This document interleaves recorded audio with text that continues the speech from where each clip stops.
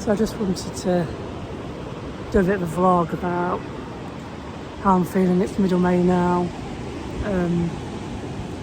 by the sea. I love the sea. It's one of the most healing places by water for me I ever can be, really. And I've been looking forward to coming in. Luckily we've got some sunshine for the day. I had a really down day on, was it Wednesday, Tuesday, Wednesday? It's Thursday now. And me and Andrew were discussing me going to the doctor's, getting some medication because I'm struggling. I was struggling before my mum died with work stress and things, and I've managed to calm that down. And then obviously my mum died, and it was just a double hell, really. And I've had some time off work to get my shit together and grieve my mum, and I'm aiming to go back to work in June. I found that keeping busy is brilliant. Being creative is being brilliant for well-being. But as soon as you stop being busy, as soon as I stop being busy, the sadness and the thoughts and things kick in. And me and Angela had a long chat while I've been away about kind of an action plan of how to get me actually feeling good mentally.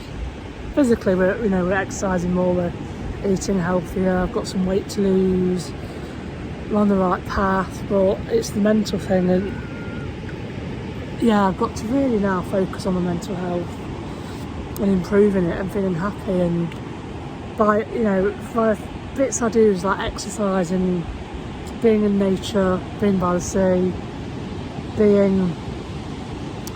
meditating, doing Reiki on myself, making music, making art does genuinely make me happy. Work doesn't make me happy, it stresses me out, and things have got to change in that way. But we've got action plans in place, and I've got a very supportive team around me. Got to deal with some anxieties and coping things with that side of it. But yeah, I'm having a good day today. I feel good. I think that's because I'm in the sun and I'm amongst great energies. But I could go on a downer tomorrow. It just hits me. I'm having more good days than bad days, which is good, because at the start it was horrific. And yeah, it's all of you that have been through grief, whether it be a friend, a loved one, partner, wife, husband, pet, one of your animals. It's just awful. It's an awful thing. And I've not had a direct family member die. No, I haven't. I've had my grandparents, they died when I was a teenager. But no, and so it's a bit of a first for me, whereas we've had friends die, and close friends die, and that was awful enough. And I'm quite an empathic person, so I do feel things very deeply. I might not show them, but I do feel things very deeply, and I struggle. And this struggle that I'm having, it's a journey, it's a real journey, and I'll come through it, I know I will.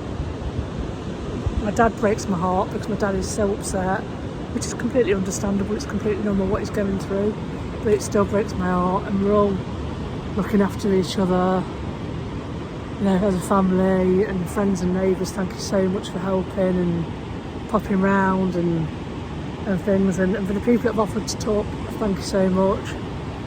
I feel like I'm talked out about the details of my mum's death, and we're still waiting for the results of the autopsy and tissue samples and things, and that's long enough for me. It's nearly 2 months.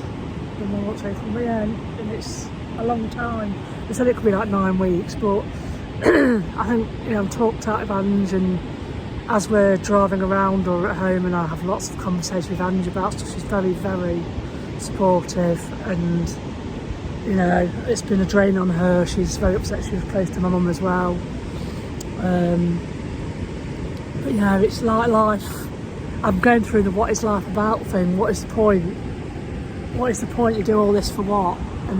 But luckily, I'm very spiritual, so I do believe in there's life after the human body dies. So that really does help. Others don't, and that's your own choices and your own beliefs, and that's great. but it helps me a lot more, the fact that I know my mum's about and we've had messages and things happen. It's like there's a clock in her room where she's upstairs. I've not been upstairs in my parents' house since before she died, and I mean, obviously I used to live there years ago, and I went in the room where she did the jigsaws, and there's an unfinished last jigsaw, and there's a clock on the wall. I've not really noticed this clock before, and it's got like 12:17 on the clock, and the clock stopped. And I was like, Dad, did you know about this clock and this time? He's like, oh, my mum said last year she changed the battery. And 12:17 was the time my mum was certified dead at the hospital, so a bit freaky.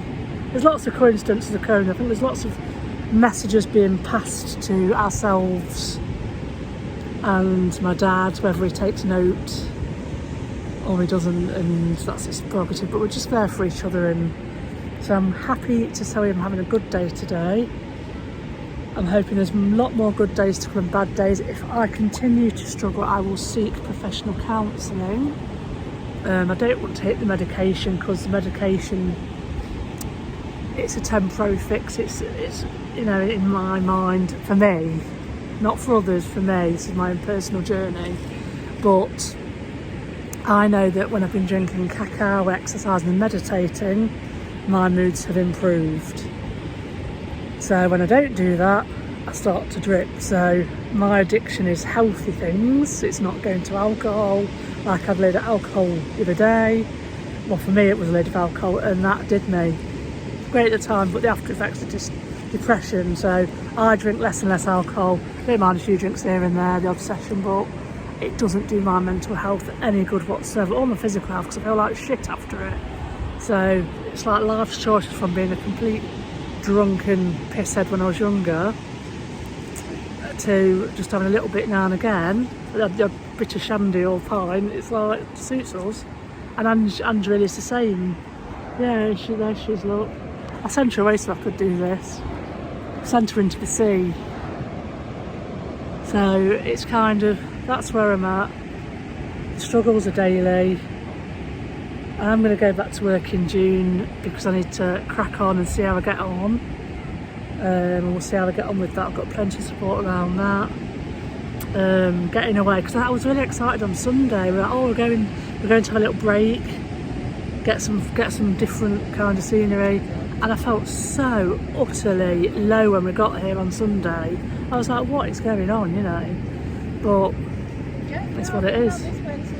It is what it is, so it's kind of, it's alright. It's alright.